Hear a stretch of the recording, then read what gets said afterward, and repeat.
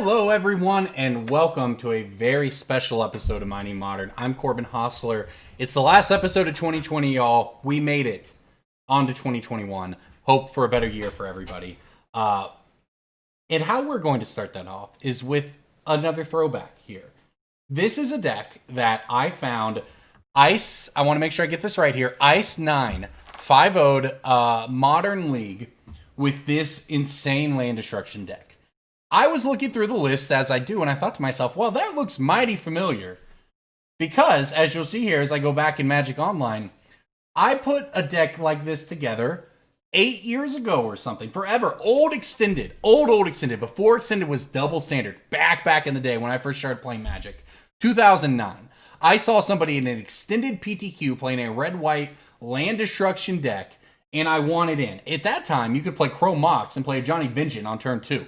Keep people's lands from untapping. We brought it to Modern. I made a deck like this. The idea was to Aven Mindcensor. You saw people from searching. You blow up their lands. You have your own.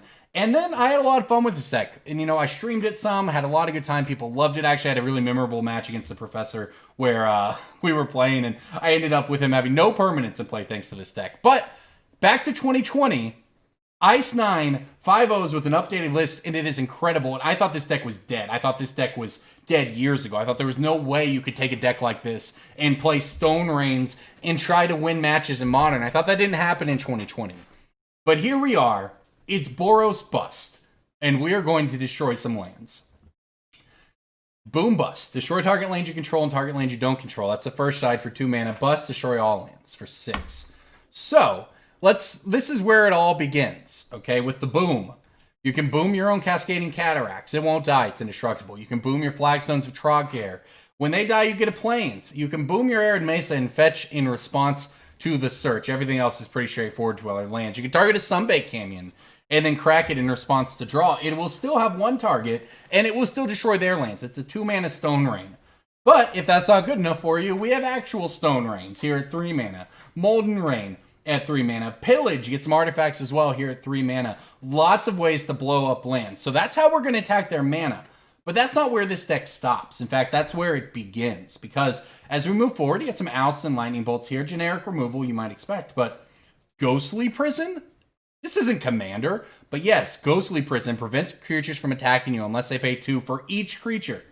With a couple of these out, it becomes very difficult to attack you with a bunch of creatures, especially when we're blowing up their lands. Suppression Field handles the abilities that aren't the creatures killing you. Activated abilities cost 2 more if they aren't mana abilities. Mana Tithe, well, it's a good old force spike here, and it works. You get people with this card these days. Now, my favorite, Magus of the Tabernacle. All creatures have at the beginning of your upkeep, sack it unless you pay 1.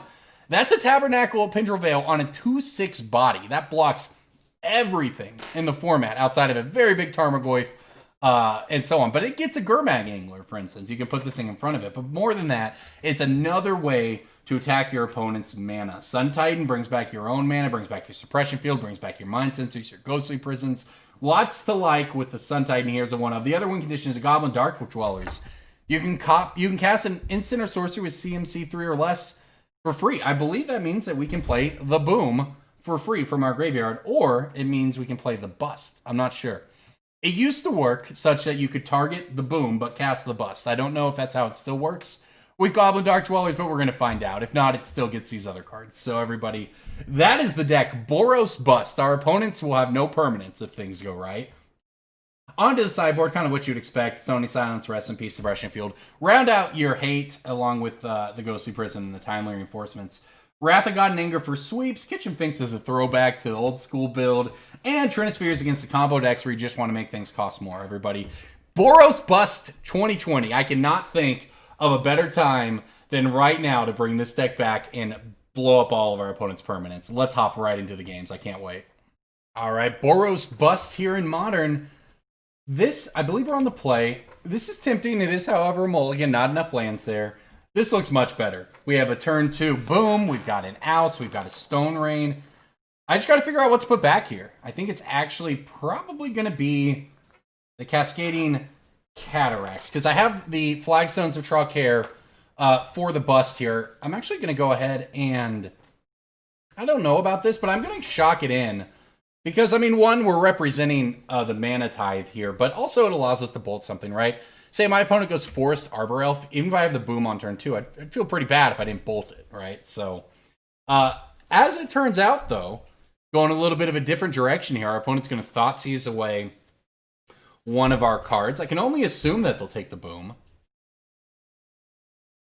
I'd say it depends on how important their mana is to them, how many lands they have, but honestly, getting boomed on turn 2, regardless of how many lands you have in hand, is really painful when your opponent gets ahead like that. So, alright, boom is down to the Thoughtseize. So, I guess we pass the turn back here. We have removal for, I assume, most things they'll play, and we have a Stone Rain after that, and Oust as well. So, I guess we'll see what Black-White Thoughtseize is up to here, but I imagine there'll be plenty of creatures for us to hit. Oh, well, I guess I was right. A Bitter Blossom, huh?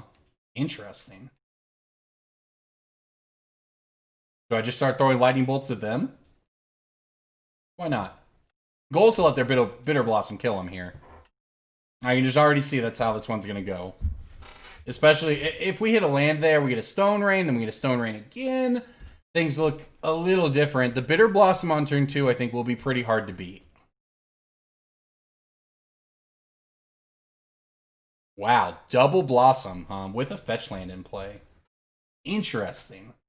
I'm definitely bolting them now. I think there's only one more Lightning Bolt in our deck, but look, this is where we're at, and here's a Stone Rain. I mean, look, at the very least, if we can slow them down, if we can...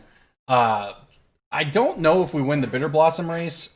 In fact, I probably think we don't, as it currently stands, unfortunately. However, remember what we talked about in the intro. What if we draw a Ghostly Prison right here? What if we just resolve a prison against our double Bitter Blossom opponent? They just lose. As it stands, though, that fetch, I think, was actually pretty big because it puts them down to 6 here. That means they're dead in 3 turns to the Bitter Blossoms. I don't think they kill us in 3 turns with the Bitter Blossom. Now, getting a Batterskull here certainly helps. I can oust the Stoneforge to keep the Batterskull from coming down.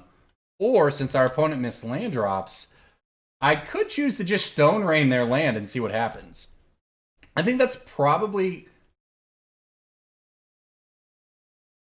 Well, you know what? Hitting the Tithe here. I'd have to do the math to figure out if we can do it. But since our opponent missed, I'm going to take this line. I'm just going to Stone Rain the Godless Shrine and see what they have here. Unfortunate that the Oust is a sorcery, so I can't oust the Batterskull if they get it into play here. But that said, if they miss here, they're dead to Bitter Blossoms. It's land off the top or bust for them. Yeah, they're attacking with their Stoneforge Mystic for 4 damage here. I think I'm feeling okay, to be quite honest, actually. And the Mana Tithe is super live if they're doing anything besides just Stoneforging out a Batterskull. I'll tell you what, how about this? In case it wasn't enough, how about a Molten Rain? Deal 2 damage to your face on top of taking out your land here. I don't care what you're adding that mana for. It's a Path to Exile on your own creature. That's great. You're dead. You're taking 2 from the Molten Rain, 2 on your upkeep. It's on for game 2, friend. Not to mention that they still don't have enough. They'd still have to draw a land to Validin. All right, there we go. On to game 2 against Black-White... I guess tokens? That was pretty good. That felt like a good one. All right, we want the prison in here. Anger, maybe. Wrath, maybe. I'm not sure. The Ousts are a little rough against the Bitter Blossom, I won't lie. It's not great against Bitter Blossom, that's for sure. We do want to be able to kill the Stoneforge. That was actually both Lightning Bolts on our deck. Interesting. The Oust is not how I want to deal with the Stoneforge, though, at all. That was a weird game, but I am glad it worked out. I think this is all about just drawing the Ghostly Prisons here. We didn't show them the great part of what we showed in that game. So we showed them land destruction and removal spells. We didn't show them Ghostly Prison. We didn't show them Suppression Field. We didn't show them any of that stuff. So, let's see if we can get one more in here.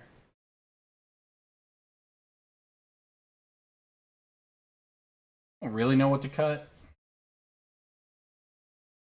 We also have the Pillages in the main deck to hit the Batterskull. if that's a chance we get. So actually a lot of really, I think, solid options available to us. And we'll see what we can find. I'm just going to cut a Stone Rain. This feels like a match where we care less about their mana, although we certainly care about their mana at 1 a sec game, but we need to be able to answer the board a little bit, and we're just changing a couple cards. I think this gets us there. This looks pretty good to me. It is a, I mean, if we get Thoughtseize, we get Thoughtseize, but it's a Mana Tithe on turn 1, into a Boom on turn 2, and if we hit a red source anyway, a Pillage on turn 3.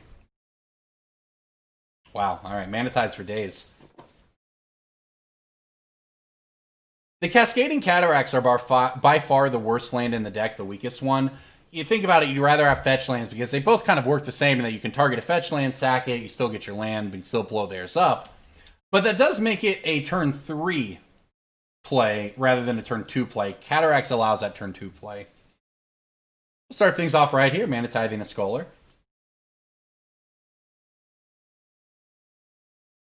This has the potential to turn ugly for my opponent very quickly, right? If we Mana Tithe this Scholar, and then next turn we boom away one of their lands, they may or may not even have relevant follow-ups, right? If they kept a 2-lander, they're just, I mean, they could just lose. It's now the 3rd boom. Well, there you go. If blowing up their lands is good this game, we're going to win quite easily. If they have plenty of lands and still plenty of gas, we know what, they can attack our hand. They can still get us with the Bitter Blossom. We've got a ways to go here, I think. But booming them here was pretty good. And frankly, them clinging to us just to try to draw more lands is even better. I think there might be a scoop in our future. And you know what? I'm going to show them my trick, too. Boom this Arid Mesa, boom their card. You want to hold control on Magic Online so that you retain priority and can sack. But you can see here, the way spells work, as long as they have at least one legal target upon resolution, they will resolve. So in this case, the boom doesn't have the Arid Mesa. That's not a legal target anymore. The only legal target left is the target land I don't control, also known as their Godless Shrine. So I suspect we will see a scoop here before too long. I'm also going to get the Sacred Foundry and just shock it in so that I can continue to Mana Tithe if I need to. You know, I guess our opponent has no lands, and if they're not going to just Rage Scoop to that, we have to find a way to kill them. So we might be here for a little bit longer.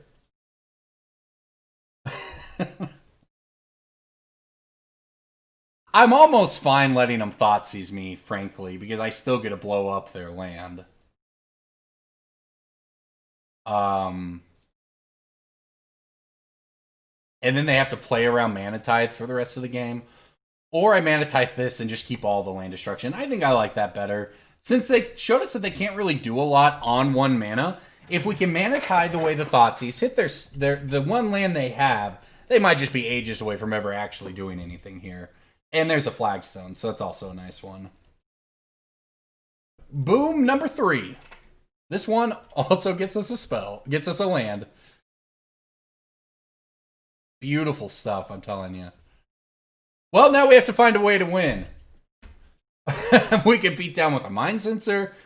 Heck, at this point, we could beat down with a Magus of the Tabernacle. But, I mean, we have a Pillage to deal with another land here in a minute. This is probably the one that earns the scoop, frankly. Ghostly Prison, friend. You have no permanents in play. That is how we play Boros Bust. Now, usually the way you'd get to this is even if they have a giant board. Imagine if we play Boom, destroy all lands. Regardless of what lands we have. We destroy all lands. It won't destroy the Cataracts, and then we can pay 1 mana for a Magus of the Tabernacle, keep it around, but we destroy all lands, pass the turn to our opponent, and say in your upkeep, can you pay 1 mana for each creature? Nope, they're all dead. And that is how you have you leave your opponent with no permanents in play on turn 25 or whatever, right? It's great. I love it. Now, in this case, I mean, look, we still have to find a way to win this game. We know our opponent's hand is all gas, and our hand is not, right? So, you know, we'll have to see where things go here. Ghostly Prison keeps us... Yeah, it's got me feeling pretty safe, though. Alright, looks like they missed again. Let's just... Oops. Go ahead and crack this thing. Valakut Awakening. Okay, well. That costs 3 mana. I guess I'll just pass here. As a matter of fact, I might just hold on to that one. The next land has value to us. The next land allows us to cast a Sun Titan. But any lands after that don't. So I could just run the Valakut Awakening here, cycle away the Oust, try to find a win condition. But you know what? That's pretty funny because there's the Sun Titan. It does have to come into play tapped, but I think we'll be okay. My opponent is not... I guess if they went untapped land Thoughtseize like this, we could actually get fairly punished here. We both would not have our land and not have our Sun Titan, but fortunately, no worries there. Let's run out the Sun Titan. It's an old school win condition, y'all, but it's a good one. And it can get back a Flagstones, but I'll tell you what, it can also get back to Sunbaked Canyon so that we can continue to draw here. So, big turn for our opponent. They probably have a Path to Exile for us here. That's fine.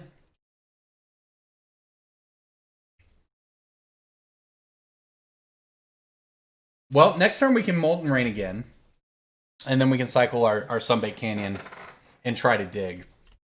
Our opponent is going nowhere fast. Props to them for not scooping, though. Honestly. I suppose before I do this, I should go ahead and crack. Draw a card here. Mana Tithe is pretty good. I won't lie. I don't hate it. All right, let's Molten Rain this Godless Shrine. That's a win condition, right? That's 2 damage to them. They're down to 13.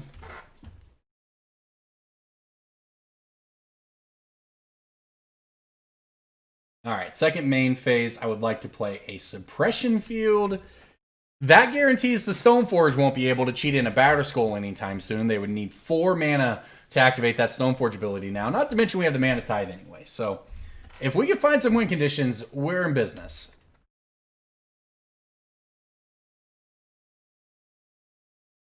Okay, well, Lightning Bolt is not quite that. The cool part, there's another Valakut Awakening in our deck. I was just thinking about ways we could lose here. Now, what if they just killed all of our win conditions and we weren't able to finish them off? Would we deck out first? We actually wouldn't, because there's another Valakut Awakening in our deck that can then put as many cards in our hand, well, I guess, 7 at the max, onto the bottom of our library, giving us a lot more time to find a way to win. But that would be the difference between them decking first. So happy to just hold the extra lands in my hand at this point and play draw go until my opponent tries to interact with the board. I think they're just probably sitting in all over there. Look at the cards we've worked through. We got Thoughtseize in game 1, won easily.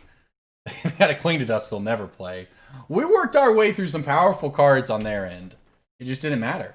I'll tell you, the Skyclave Apparition, this is actually a card that can get rid of Ghostly Apparition and Suppression Field and all of this stuff. And, it's not going to resolve, but there are games where, if they were on the play, if they go Thoughtseize, Stoneforge, Skyclave or something, we'd legitimately be in trouble, right? Let's play another Ghostly Prison out.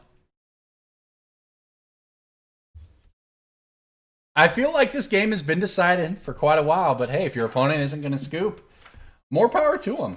And you know what? I actually don't have a land destruction spell for this right now. I do have plenty of lands, though. So, I mean, hey, don't look now, but the game continues. Their plan has to be, I think, probably to get a Batterskull into play at some point and then use that Batterskull to attack a lot through the Ghostly Prisons. I don't really know. Don't really know what they're looking for. Oh, there's our Pillage, though. I will play this one. Tired of it being in my hand. All right. Get rid of another land. Sure. You got to appreciate their commitment to the bluff. Adding the colorless mana with the Field of Ruin. I like that.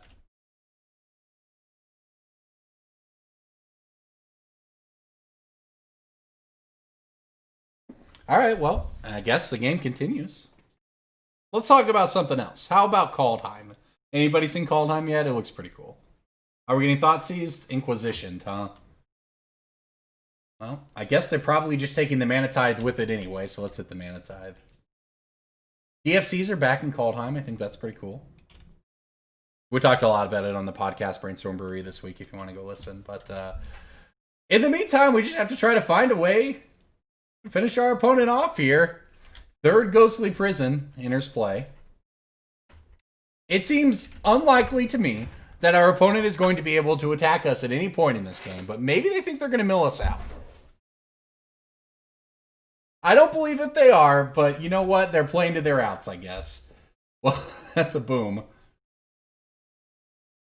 Do I save the boom until I can bust later? I don't think so, but not when the card, the land that they do have, allows them to cycle.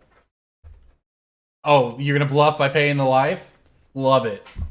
Love it. Please do. Bluff that. Fatal Push. Oh, they have another Cling to Dust. So that was actually good. They got rid of a boom bust. However, their land is down, and they are down to 11 life. At some point, I mean, it's a deck full of fetched lands, right? At some point, they just don't have lands left to even reach 6 mana, like actual lands, non-shock lands. I'm sorry, non-fetch lands, right? Lands that actually produce mana to even get through a Ghostly Prison at this point. Yeah, there you go. There's one. This game continues, y'all.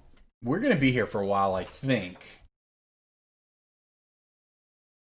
If they weren't going to scoop when we blew up their third land on turn 4 or whatever, they're probably going to be in it for a while. And here we go. It's a Stoneforge Mystic. Something tells me they have more of those. There's a Batterskull. Honestly, don't care much about the Batterskull at the moment, thanks to the triple Ghostly Prison. And there's a second Lightning Bolt. So, all right, hey, if we can do five more damage to him, the bolts become a win condition. Gosh, maybe I should have left them the Pain Land, the Silent Clearing, and let them just ping themselves down to 6 so we could win. I guess that would have been an option. I mean, look at this board, though. The 6 cards in hand notwithstanding, I wish we'd drawn another creature by now, but what are they supposed to do against a Ghostly Prison in the Suppression Field? They're going to realize when they go to try to activate this on my end step, not only can they not attack with Batterskull, you can't even activate the Stoneforge due to the Suppression Field. So, due to Suppression Field numbers 1 and number 2, as a matter of fact. And they do stack. And that does matter, because now to activate that Stoneforge Mystic, it's not 4 mana, it's 6 mana. And they're going to path their own Stoneforge. Okay, well. Do I care? I think I want the game to go on longer, so I'm actually going to bolt this thing in response. I think I want the game to continue at this pace. I think I like what we're doing now in this game, you know? Wow, the perfect land off the top for him there. And this game may get to a point where they have a board. You know, we've got a long way to go here. We'll play Fracturing Gust and blow up all my artifacts and enchantments.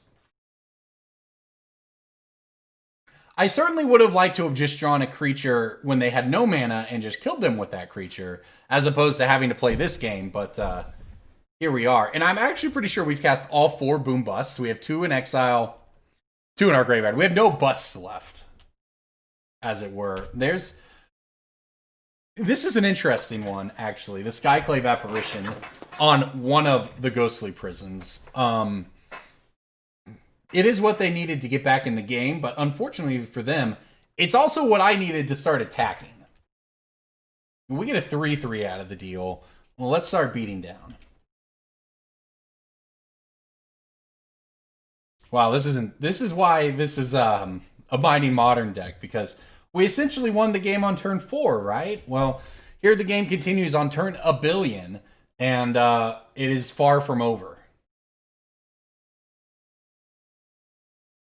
Now, my opponent is not particularly close to doing anything here, but there goes our Oust.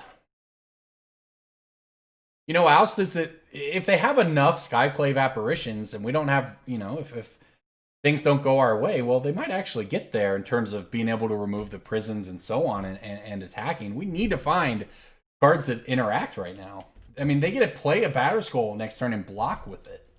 That's annoying. Oh, there's a Stone Rain. That helps.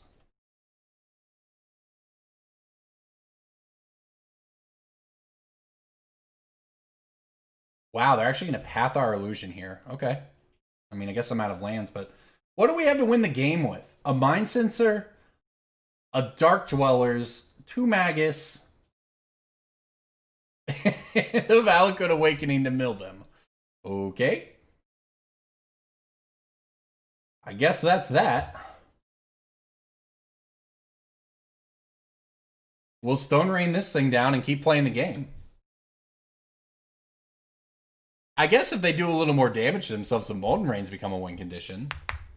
But as it stands right now, we could lose. After all of this, if our opponent has a couple Skyclave apparitions in their hand, we could just lose the game.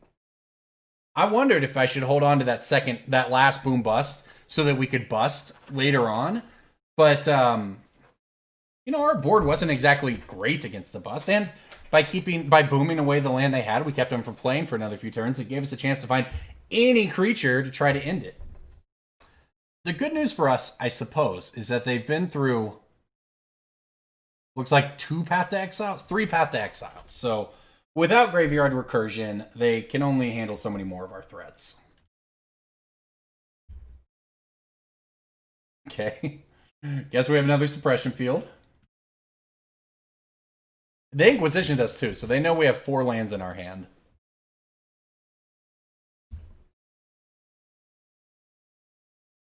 They've correctly and wisely chosen not to fetch. They clearly need more mana here, so they're not fetching, so they have a slightly higher likelihood of drawing it. In the meantime, finally we found a win condition. Just the one you were hoping for, right? Magus of the Tabernacle. In paper, I would put this Gemstone Caverns on top of it so I could never forget to pay the one on my upkeep. But now let's see how that factors into our opponent's plans. It is the 4th Path to Exile coming out. Straight, just exile. There's no path involved. I got no lands to go get. But that Magus is done. Oh, wait a minute. I realize why they can't fetch. It had nothing to do with improving their odds. It had to do with the 3 Suppression Fields we have in play. They can't even activate these. I didn't even realize it. And you know what? That's why we play the deck. Oh, wait a minute. Oh, no. Oh, no, oh, no, oh, no. I have to pay. I have to pay 7 mana to activate my own Sunbaked Canyon. I love it. I will do that on their end step. Unlike them, I have the mana to pay. They're down to 4 cards in hand here. They've got fetch lands they can't crack. Frankly, they'll probably never be able to crack them.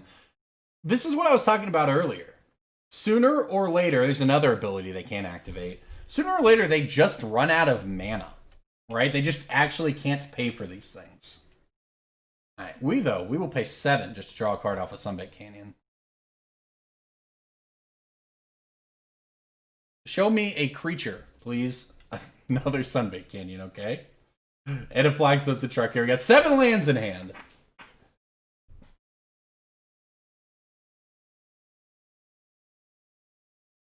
Well, I guess we pass and let this continue. What a match. What a deck. Isn't this fun? Isn't this everything you ever imagined Modern to be? This is a format where you play mono red 1-drops. Right? And that's a thing. That's a good thing. It's a real thing. Gosh, lingering souls happening. Okay. Yes, that's a thing. I think I pay 4 to attack us with 1 even, actually, now that I think about it. Did we find a win condition for them? Did we do it? Alright, there's a Molten Rain. There's 1 for us. And another Ghostly Prison. I have to imagine that Ghostly Prison number 3, which is, really number 4 here, this one might be the one, along with us hitting their only source of black mana with the Molten Rain, putting them down to 6. And all of a sudden they can't do anything again. Right now they're 4 mana away from attacking. There's 6 mana away from cracking a Marsh Flats. This is beautiful. Nope. It's not going to work, friend. It's just not. You can try, and it doesn't. Magic Online won't let you. I'm sorry. I know how frustrating it is that they let you turn them sideways. All right, well, now we're going to find out exactly how this Goblin Dark-Dwellers works.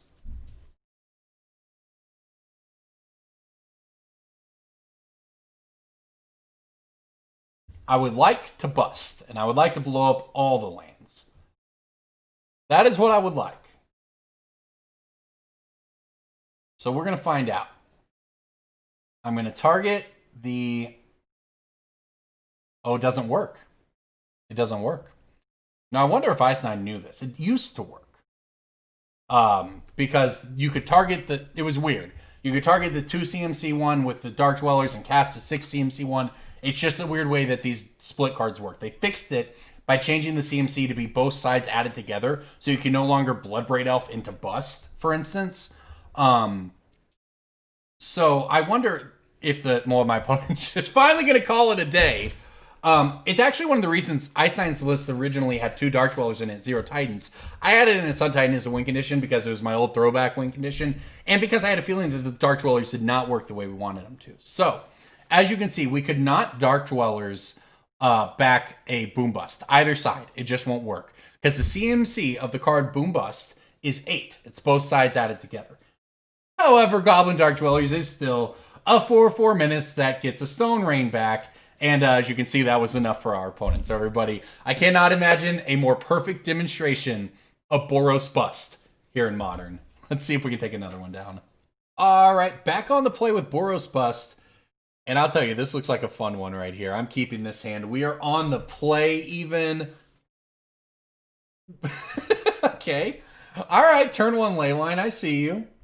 The thing is, I don't think I care. I think I have 0 things that target them as a player. So that's a mulligan on their part, and they're going to wish that Leyline was a land, I think, before it's all said and done here.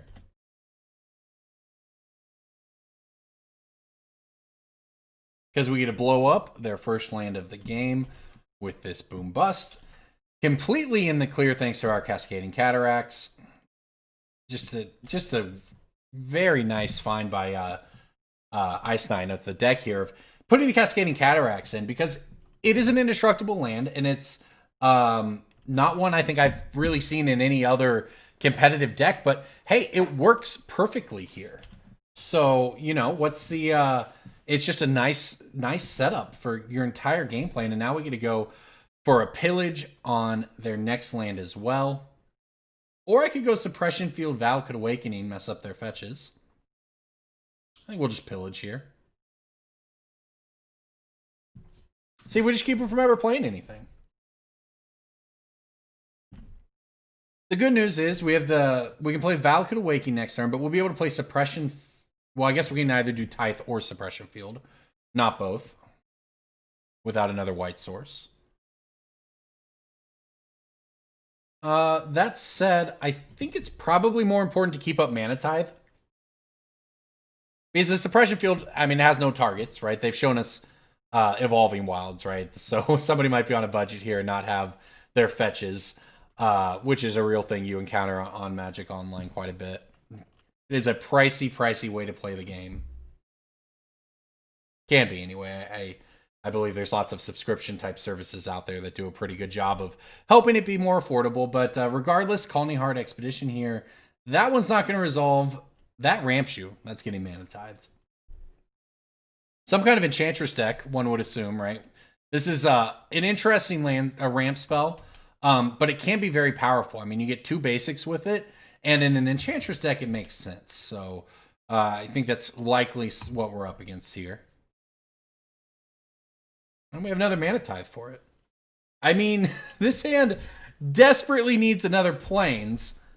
Maybe I needed more of those Evolving Wilds like my opponent. I'd actually have my colors right now that I need as they ramp up, and away here with all of this. But I couldn't play a Suppression Field and a Mana Tithe due to only having the 1 white. I want to hold up the Tithe, just not getting there. Now, here is something I will play.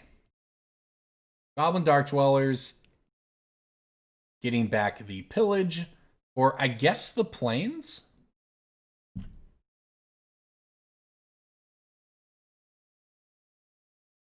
I don't know what they're trying to ramp to, but I would like them to not ramp to it. The Dark-Dwellers is actually a pretty real body, too. A 4/4 Menace beats down pretty hard, and if they have a path, they have a path.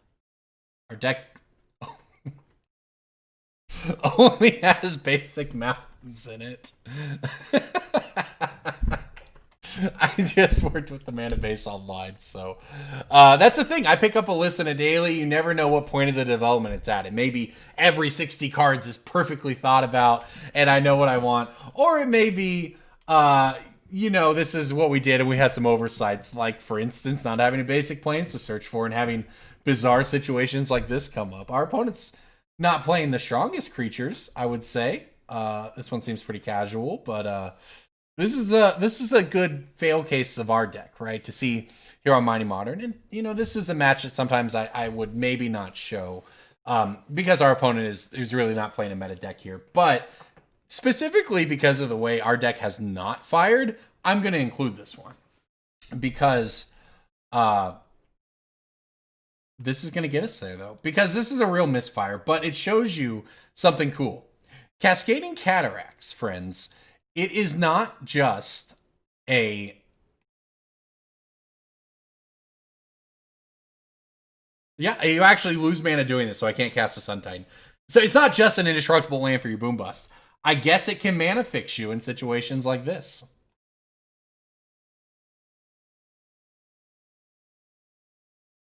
So we can play out a couple of Suppression Fields here.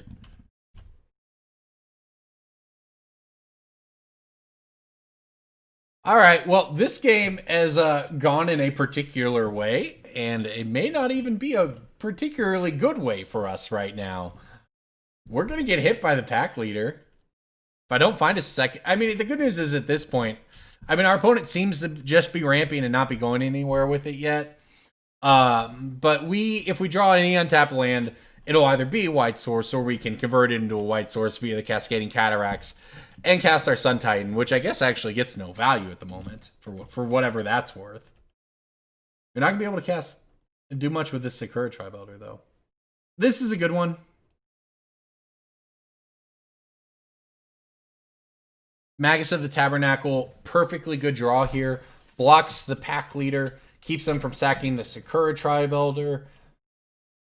This is just an all-around good card in almost any creature-based matchup, it turns out. They use their removal on our Dark-Dwellers, and that means, friend, you are being introduced to the Tabernacle at Pendrell Vale. Old Magic land did this ability. It was Planar Chaos, I think, when they did this Magus cycle, or at least throughout the Time Spiral block. It was Magus of the Arena, Magus of the something else, Magus of the black card, Magus of the blue card. I don't really know what the others are. But Magus of the Arena does the Arena land effect, and then Magus of the Tabernacle does the Tabernacle Pendrell Vale effect. I actually don't know what the other ones in that cycle are. Magus of the Coffers. It's Cabal Coffers for black. All right, so that's black, white. Sure, friend. Pay 4 mana for the Sakura Tribe Elder. So we handled black and white, and I believe Magus of the Arena is the red one. The white one is Balance. I think it's Magus of the Balance or something. I think that's the affected... that's a different cycle, right? Because it's a... The blue one. I don't know. You let me know in the comments, I guess. I even got my cycles mixed up there. So maybe they've done 2 cycles of Magus. I'm not sure. This is all pretty interesting. I guess we just pass. Because we are in a pretty good situation here where now any untapped land gives us the boom bust. We cast the bust, destroy all the lands in play except for one of ours, the Cascading Cataracts, which we then use to keep the Magus of the Tabernacle alive to hit them for 2 at a time until they die. So the good news about them ramping and pulling all the lands out of their deck is that when we blow all the lands up, they don't have as many left to draw. Oh, gosh. This is why we held up Mana Tithe. If they cared about sacking that Sakura Tribe Elder, I knew they were ramping up to something big, and that's not quite a Primeval Titan. But, hey, if you're try-harding, which not everyone plays Magic at that level, but if you are, pretend that was a Primeval Titan we just got. Alright, give me a land, please.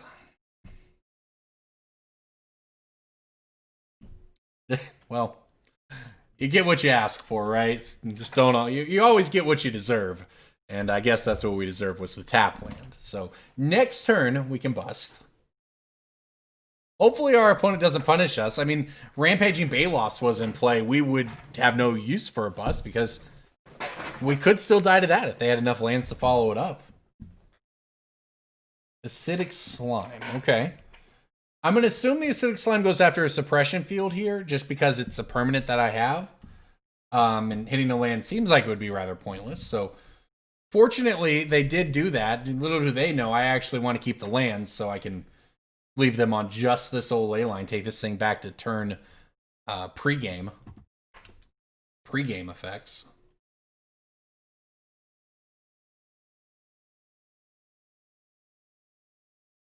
There's land anyway.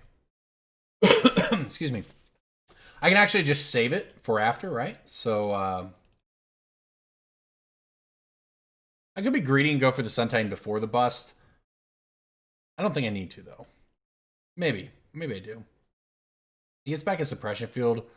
I don't care that much about a Suppression Field. This is a bit greedier, but I think it's okay. Because here's the way this is going to work. On our next turn now, we're going to pay 2 mana to keep both of our creatures around. And then we will still have 6 mana to play the bust, blow up all the lands, pass the turn to our opponent, let them sacrifice their creatures.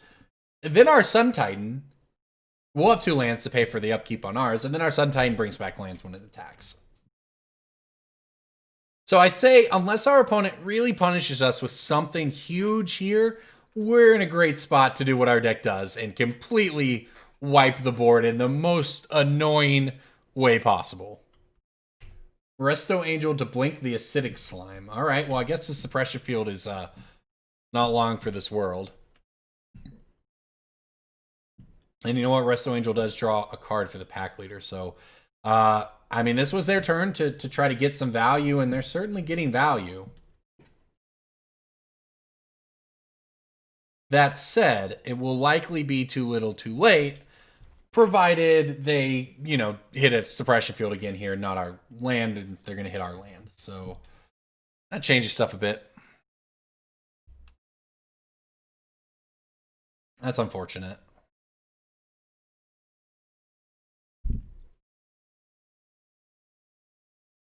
Let's see what happens. I feel like my Sun Titan's going to get pretty wasted here. Here's the deal. I can pay 2 to keep both of these, hope that I draw a land, and then I get to still do everything.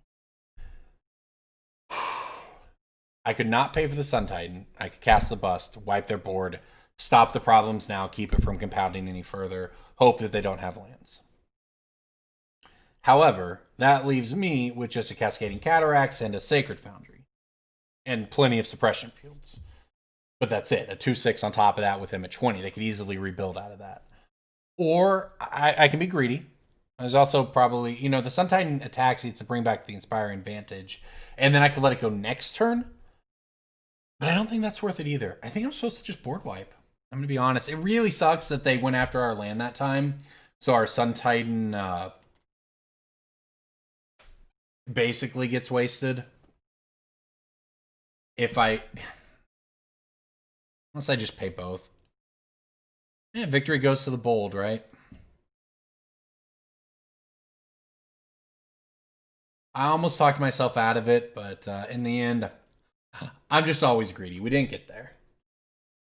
That's okay, though. This is not a bad draw. I'm going to oust the pack leader.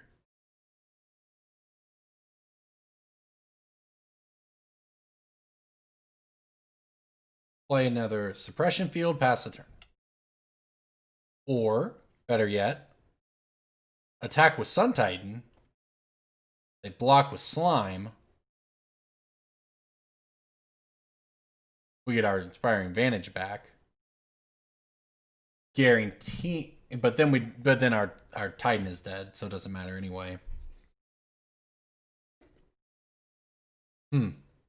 I think I'm content to just let things go right now because we drew the Oust for the pack leader. I don't care if they hit me for 3 in the air with a Resto Angel.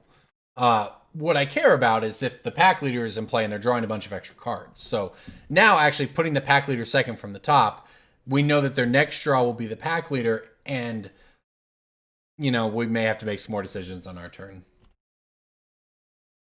Although that's the Calling Heart Expedition is going to be able to get them lands. It's weird. Sometimes your opponents play off meta cards, and sometimes they happen to be really good against decks tuned to beat the meta like ours. Calling Heart Expedition, though, is actually a favorite of Primeval Titan decks, Valakut decks back in the day. It's a pretty reasonable inclusion in any ramp deck. Now we have some more choices. Essentially the same choice. I think I let him tap out for the pack leader here. I keep both my creatures. Just maximize the odds of the best thing happening is the way I look at it.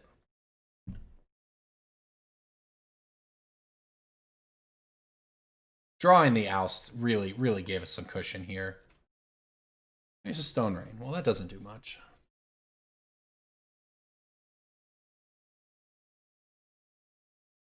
A weird game. I think I get one more turn. Well, the problem is, then they could...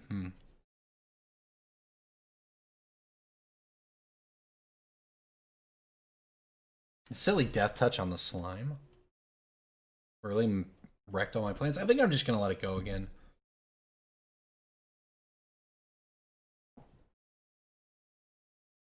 This is the turn they draw the pack leader and play the pack leader. So then we will have the same choice on our upkeep again, and I think I'm likely to continue to be greedy, to be honest. Just because we're not under pressure. I mean, we're getting hit by the Angel, right? But we still got a few turns. I'm being excessively greedy here, but it also, if our opponent plays lands out, we're not getting punished quite yet by the pack leader, right? We don't know if they have anything to trigger it. They have one card in hand. I think one more turn, I try to draw into this.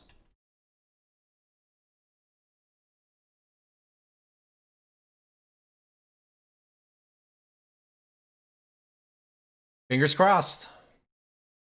But also just hit. Oh, we did it. Sort of. This works. Look, here's what we're going to do. We're going to add one, play the other flagstones, keep this one. I'm actually not going to search here. So I have the choice. 1, 2, 3, 4, 5, 6. I have enough to cast Bust, so I'm actually not even going to do this.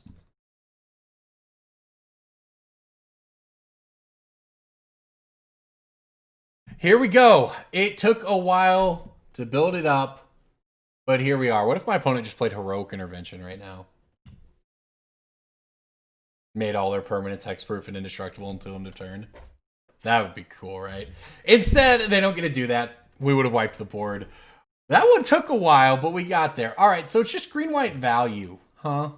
It seems like all of these cards, they're going to have all kinds of removal for us, I imagine, at this point. Let's see. The Stone Rains didn't seem amazing, I gotta say. Just Resto, it's just value, right? It's just Resto. The pack leader's not even that off meta if you think about it. If it triggers everything in the deck and you can go get it with other cards. Alright, there's just a, if you look at it, it's just an expensive card advantage creature. When against our deck, at least, it works that way. We had to play the entire game considering the cards they would get off of that.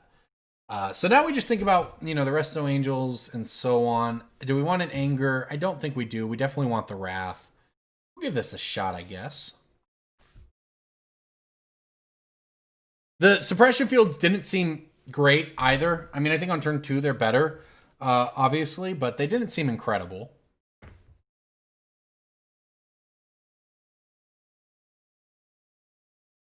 All right, here we go. This is the turn 2 Suppression Field. I'm in.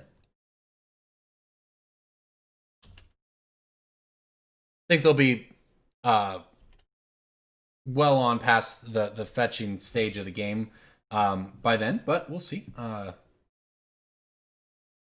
going to lead with the Arid Mesa since we're going to play Suppression Field. See, I'm thinking it through now. We're figuring out our own deck. It's like riding a bike. I actually feel like I've played this deck better than I play some of the decks I pick up. I have some amount of experience with this archetype, at least.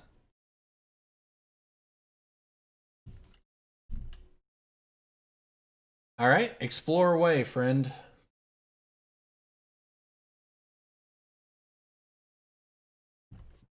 Yep, you are ramping. Here's a Ghostly Prison. I don't hate that. I think of the two tax effects, the Ghostly Prison is kind of the one I prefer. It's the one more likely to come up in most matches. However, in the matches where Suppression Field is good, it's very, very, very good. And now it's very, very, very dead as our opponent naturalizes it down. Okay, fair enough. It almost makes me not want to play these Pillages and these Molten Rains on them. Just because they have so many lands anyways, but that's what our deck does, right? So I guess that's what our deck is going to do. We'll hit the forests, because the forests are the ones that give them access to more ramp. It's possible. If they don't punish us, if they don't have more forests, and they don't punish us with a ramp spell or something, we hit the next forest, like it looks like we might here, we could be in an okay spot. And there's a boom bust that will surely be useful later. All right, I suspect they're going to flash an Arresto Angel here, but we'll at least, yep, that's fine. We'll be rid of the green source, so we can play a Ghostly Prison next turn to slow down the attacks, and we have a few turns to try to find a way out of it. I wish I had a Suppression Field right now. Although that forest will come into play tap, so we can hit it with the other Pillage.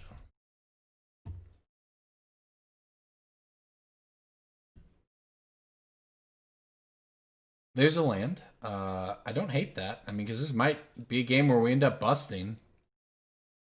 Sort of regardless of anything else, we might end up busting because we may need to have a Ghostly Prison and hide behind the game that way, right? As a matter of fact, since they have another forest, that's exactly where we're at as we fall to 9 life here. Something tells me they have more removal for our Ghostly Prison type cards, unfortunately.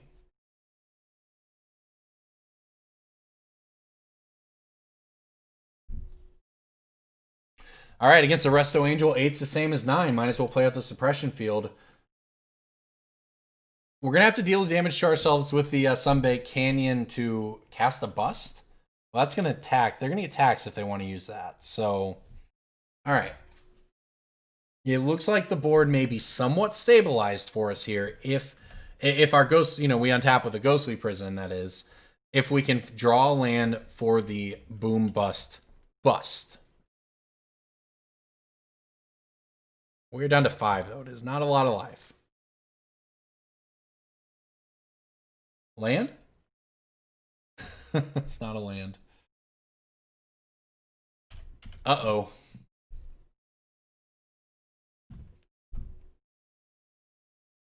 Resto Angel Beatdown may get there. This is how you lose with this deck, right? You have awkward hands like that first one, or you get your opponent sinks one creature through and you draw the wrong half of your deck, so to speak, right? Like, I need an Oust here, or the Wrath of God. A Lightning Bolt doesn't even do it. The good news for us is that we have exactly one more turn to try to find a card that does something. Actually, now we don't. Now we're dead. The whole point of busting was that we could then hide behind the Ghostly Prison. We're just actually dead now. Unless we draw the Wrath of God.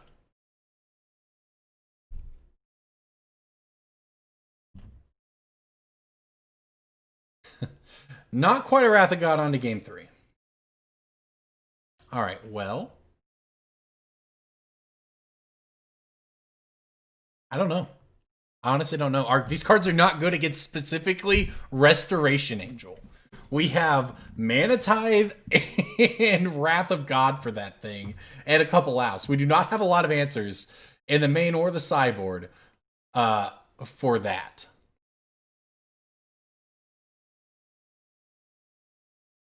I don't know. I guess we run it back. We're on the play this time.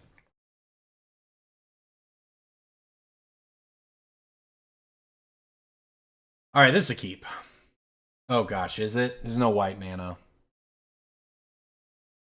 The double boom, though.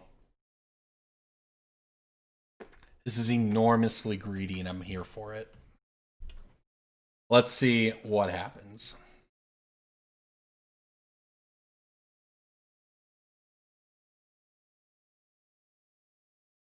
All right, Evolving Wilds. We're actually going to catch a break here. Our opponent is shortcutting and fetching on their turn, and we're going to punish them for it. It is not so when you see a basic mountain, you don't think your next step is, wow, I really need to worry about my one land getting blown up, but that is exactly what you need to worry about. All right, we'll boom the plains, and we'll go from there. We need land. We need specifically like an Arid Mesa here, or a Sacred Foundry, so that we can play the Oust and the Pillages. We have one more turn to get there. This turn we can miss, which is good, because we did. But next turn we cannot. I have no plays if we miss next turn. One white source, though, and this hand looks very... Well, one Sacred Foundry, and this hand looks amazing. That's not it. This is how you lose. This is how you show the weakness of a deck, that's for sure. Now, I don't know about this keep. I think it was correct, though, frankly. We had good plays on turn 2 and turn 3, and it wasn't until turn 4 we needed to draw a land of any kind. That's 3 draws at one of any land. I think you have to keep that. Not to mention, we're not actually dead because we missed. Land so I can blow up the forest. That is a land that allows me to blow up the forest. And specifically, that's all it allows me to do. It doesn't unlock the white cards in my hand. But pillage number 1 down. I mean, we've burned through some land destruction here. Our opponent is certainly, at the very least, not ramping to anything. I mean, they are here with this Explorer, but we're making them work for the ramp at least. They got another plains, huh? Okay, well, blow up this other forest again. Give me a land. Sacred Foundry. Another boom bust. Okay. Well, we'll save that one for busting, I guess. This is how we lose. That Explorer might make all the difference here. Our opponent could play a land, Resto Angel at the end of our turn, and we'll just never beat the thing. A Core Firewalker. Okay.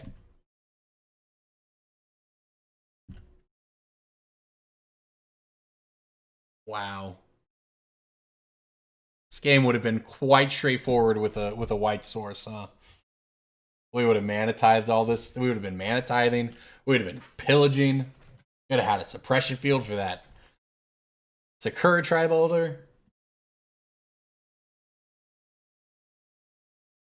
Alright, Core Firewalker, bring it on. Can we draw out of this? We cannot. It's a pretty low curve deck. We just drew the only 6-drop and the only 5-drop. Love it. Love it. Magic Online, I do. I truly do. But now I have to take out this. I feel like I have to do this now.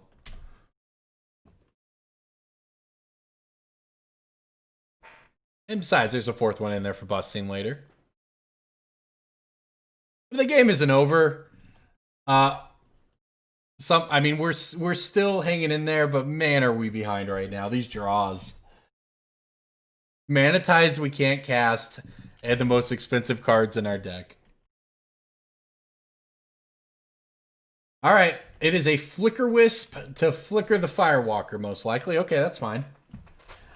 The Firewalker won't die to an Anger of the Gods, but if we can find some white sources here, Wrath of God becomes an out, and so on. Give me a land. Mana Tithe. Okay. Some days it is just not your day. Some matches it's not your match, and you know what? You have to learn to accept it with a smile if you're gonna play Magic. Right? I think we've all had that experience at some point where you lost a game to someone you didn't think you should lose to. And that is, I think, one of the biggest learning moments that there is in Magic for the person who lost. It teaches you a lot. I think there's more to learn from losing in Magic than there is to learn from winning in Magic, for sure. But I honestly think that I'm a parent, I'm a dad. I have a that's a white source in a while. I have a 4-year-old, and he's not old enough. He's no Dana Fisher. He's not slinging cardboard yet. But I think when I talk to other parents and they ask me what I do, we talk about Magic. I say that I think one of the best things about Magic, one of the best things about the game for kids is it teaches them to lose. Opponents can. Who's playing the land destruction now? You have to learn to lose. And whether you chalk it up to variance, whether you this or that, you just got to learn to lose. You learn to lose with grace. I played organized sports my whole life. I played basketball in college. It's what you take away from that. And you realize that for the kids who maybe don't participate in organized sports, maybe that's not a lesson that comes up as often, right? But when it comes to Magic, you will learn it no matter how good you think you are, no matter how good your deck is. Sooner or later, something like this will happen to you, and you will lose. And I think that is when you learn what kind of Magic player you are. That's all. This was a great match. I'm really happy for my opponent crushing us here. The triple Mana Tithe is hilarious. Great match. On to the next one. We'll see if we can pick it up. All right, back on the play here, and I have to say, this looks like a pretty decent one to me. It's certainly not incredible, but we're going to put these Mana Tithes to work here. We are on the play, I think. Yeah, we're on the play. So that helps, obviously, quite a bit when you're talking about Mana Tithe. I mean, the thought here is with this hand, we have all of our colors, even if it's a little painful. If we can Tithe on turn 1 and Tithe on turn 2, or turn 2 and turn 3 even. I mean, we can take quite a while to find some other spells here, whether that's, Ghostly Prison, whether that's a Stone Rain spell, etc. So you can go a long way with Mana Tithes. And we will start by tithing the Ether Vial. Goblins? Mountain Ether Vial looks like goblins to me. Ghostly Prison seems important. Safe to say.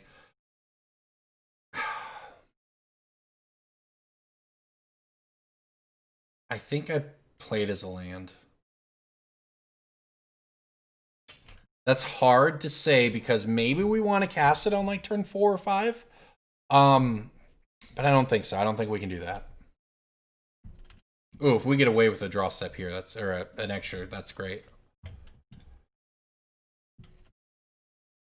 Well, if it's not goblins, it's got to be goblins, right? Oh, it's elementals. I understand. Oh, it's a Risen Reef. I hate that card. That thing out of here. This is when all the Simic brokenness began. Everyone forgets about it because it was in a core set. This is when the broken Simic cards started. I think. Would have come out in the summer of 2019. Maybe. I don't remember. I'm trying to remember if War of the Spark had happened by then. I use a Lightning Bolt. That's probably going to be good. I think I just slammed the Magus, frankly. It's kind of weird, but, I mean, what else are we going to do, right? The spells in our hand cost 3 mana. We have 4 mana. I can put this Cascading Cataracts on Magus duty, and it can annoy my opponent until the end of the game. Or we'll get Tech Edge somewhere in here. My original build played some Tech Edges. I liked it a lot. It was a really good one to recur. We're going to be Spite Bellows. Evoked. So the creature comes into play, it's sacked immediately. Deals 6 damage to our Magus. You know when I said in the open that Magus' 6 toughness enabled it to, that beat everything in the format except a giant Tarmogoyf. Well, you know what I didn't take into account was Spite Bellows. Which is a card that these elemental decks play. I mean, the elemental decks get to play 5, they get to play Tech Edge and their 5-color deck quite easily. I don't really want to oust the Harbinger, And this is why I wish, it's kind of where I'm wishing maybe I'd kept the Valakut Awakening in my hand. I don't know, though. Maybe we wouldn't have known that we were going to be able to play the Magus. I think it was correct to play it, but may not work out. This is actually perfectly fine for me. My opponent just They strip mine themselves for me. I love it. We'll take the beats from the Harbinger for now.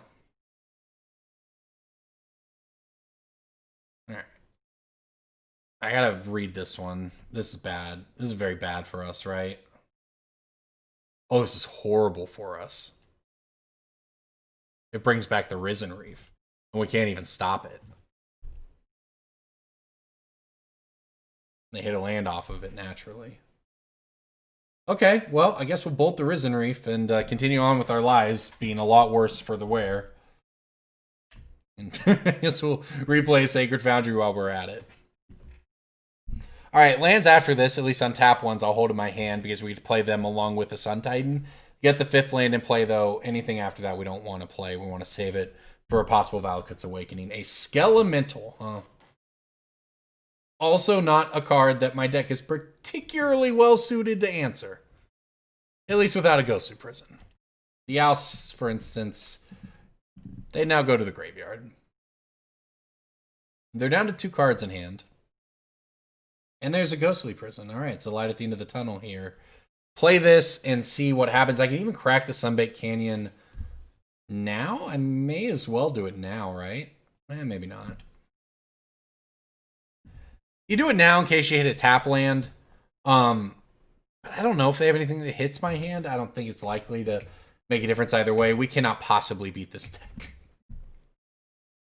Look at this. Thunderkin Awakener. Coming on in to get back the Vesper Lark. To get back the Risen Reef. And to get it back forever. What a thrashing we just took.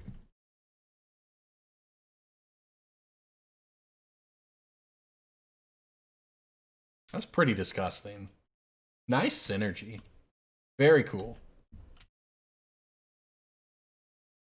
Pillage coming a little too late. Alright, on to game 2.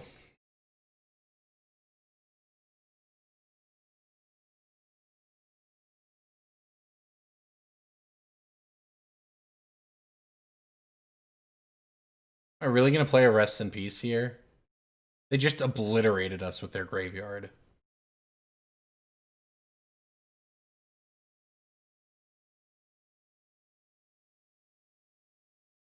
This is bad.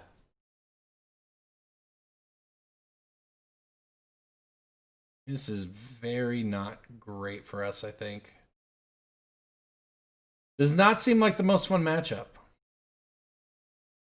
Alright, let's let it ride here. See what happens. Alright, I guess Elementals. The haste ones are particularly problematic. This is all about Ghostly Prison, and there's a Ghostly Prison, and there's 2 lands, there's a turn 2 boom bust. This is the hand that can win.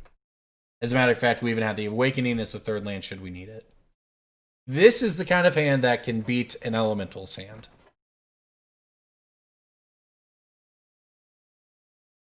This is a very good hand, frankly, if we draw a couple lands off the top here. Uh-oh. I can't Mana Tithe that. I can blow up the Cavernous Souls on my 2nd turn, but I cannot Mana Tithe the Flamekin Harbinger that puts the annoying Risen Reef on top of their deck.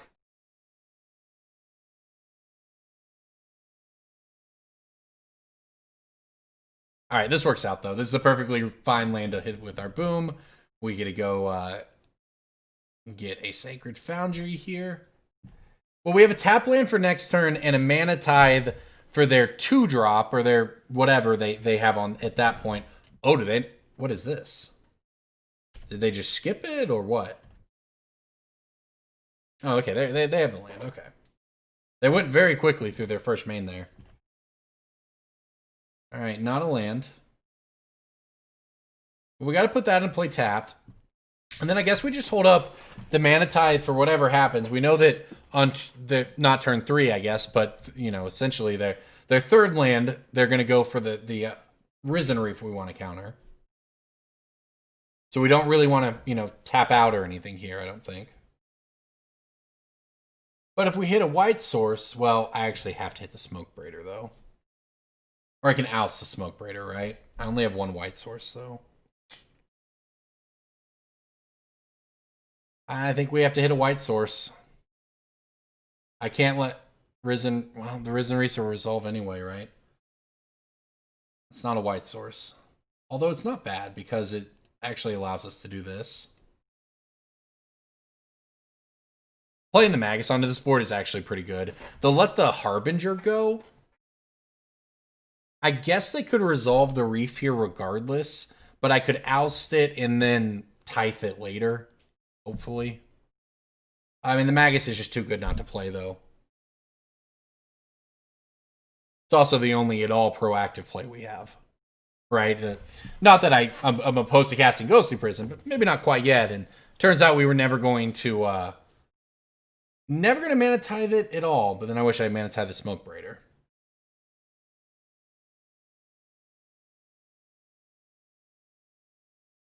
All right, well, they only drew a card off of it. I don't know how we beat it, though. I'm going to be honest.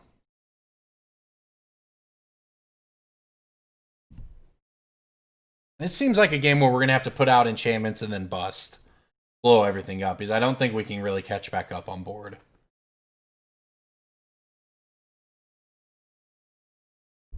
I just don't really see a point to playing any of the cards in our hand other than Ghost. Like, I don't see we can't counter because of the Cavern, and I could oust the Smoke Raider, which would be fine. But pretty mana inefficient. And basically, I just don't think that's what this game is about anymore, right? I think that our opponent's just going to pop off, and there's nothing we can do about it. Because even if we oust the Smoke Braider there, we don't play the Prison. If we oust the Smoke Braider, they still have a Risen Reef in play. They're still just going to play Vesper. Like, he's still just going to do all these things. They're just going to do them slightly less efficiently. The Risen Reef, if we were trying to play this game, right, the Risen Reef is the only card that matters. Because it's just so absurdly busted. But thanks to the Cavern of Souls, we weren't, and in kind of our own mana base a little bit, but the Cavern of Souls would have guaranteed it regardless. Not being able to Mana Tithe that thing just completely changed our game plan. And the Vesper Lark, oh wow, Shriek Maw, also an elemental, also going to trigger the Risen Reef. The way we win this game is to blow up all the lands with a Ghostly Prison in play. It was going to be to bust with a Magus in play. I mean, actually, if we were able to find land number 6 and a boom bust, but in a good spot. Now, though, things are quickly going from bad to worse, I think. Oust the stupid Risen Reef, I guess.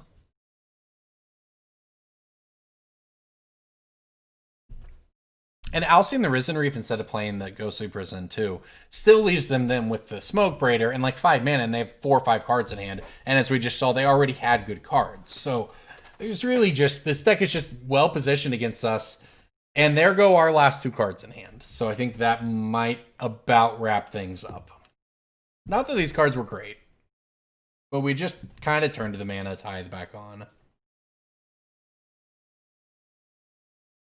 Well, it looks like we're maybe going to end with a little bit more disappointing of a set of matches than I wanted here. But truthfully, I'll be honest, I did play a little with this deck before, and I had some success. I think I won 2 of the 3 matches I played. So you can take that, and that was against more meta decks than we've played against here. So take all of that into consideration if you would like, because we got trounced by, the green-white flash deck is, I think, sort of an aberration, but that match was important. Even if that match isn't really something new, you don't expect that to happen to our deck very often. It can happen. And here on Mighty Modern, I show you what can happen when you play the deck, the good and the bad. And I think that that's an important part of this series. Even if that means you don't, I don't want to come to you every week with a brew and say, this is the most powerful thing I've ever played. No, I like to be honest that we are Mighty Modern here.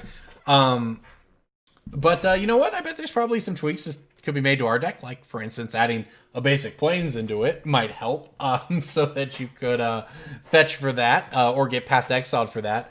Would have helped quite a bit. We'll go over it at the end here. I think we're pretty much wrapped up. I'm going to blow up the Aether Vial to prove a point and pass the turn. They're going to prove another point by just throwing it right back here. Sure.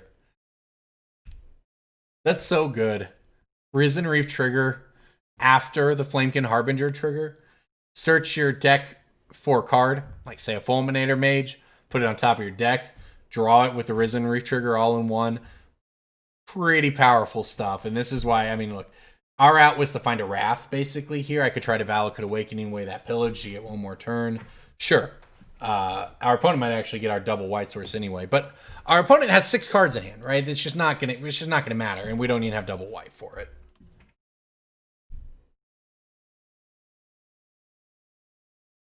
Oh gosh, we're not gonna have any white at all, as a matter of fact.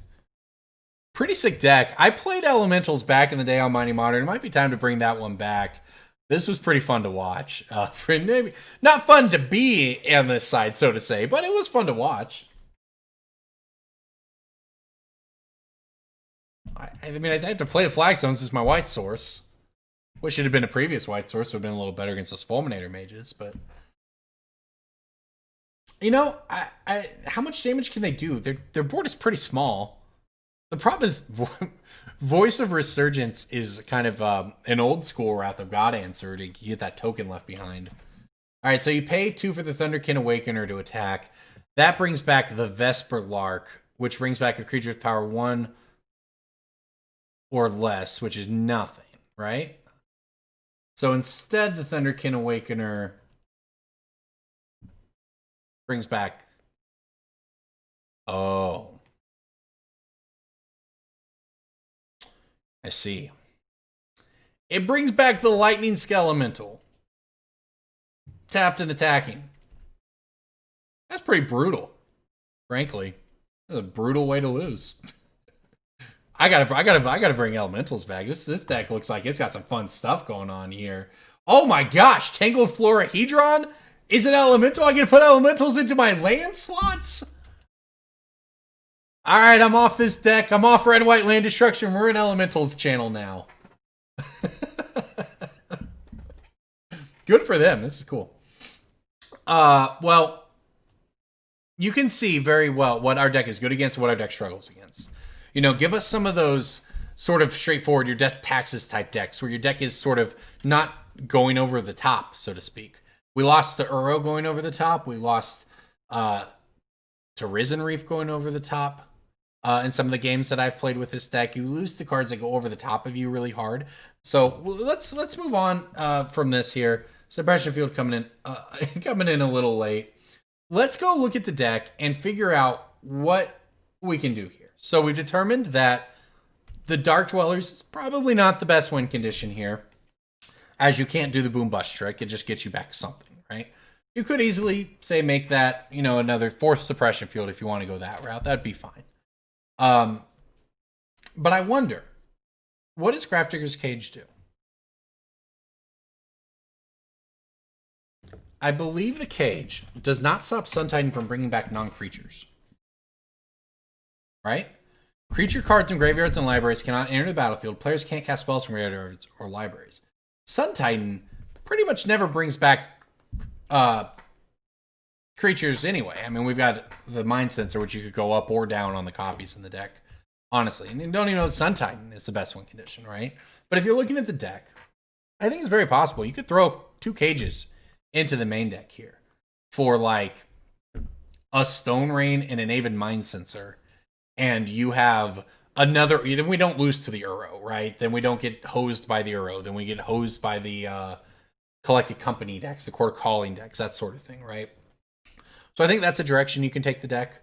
Another direction is to go the Nahiri route, but again, you have to keep in mind Suppression Field there.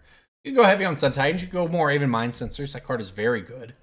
There's a lot of different ways you could go with the deck. So I guess it's up to you. This is a deck, though, with 5-0 to League. Even if we count the silly match I lost to my Mana Tithe to hosing me in this one here, we won, I think, 4 of the 7 matches I played with it, 4 of the 8 maybe. So 5-0 to League is a perfectly reasonable deck for Magic Online. So if blowing up permanents of your opponents is your kind of thing, it is certainly mine. Have fun with Boros Bust. Thank you so much for watching, everybody. On a personal note, 2020 has been a rough year for everybody, myself included. I do have some excitement about getting out of this year, but I wanted to thank everybody who watches, who likes, who comments, who follows me on Twitter at Chosler, who listens to the podcast, anybody who follows my content on here, gives a thumbs up to this video, follows CoolStuffInc's channel, or looks at any of the great content creators here. Knowing that people are on the other side of the screen, so to speak, and are right there with me really does help a lot. So thank you so much for watching Mighty Modern. As always, I'm Corbin Hosler. I'll see you next time.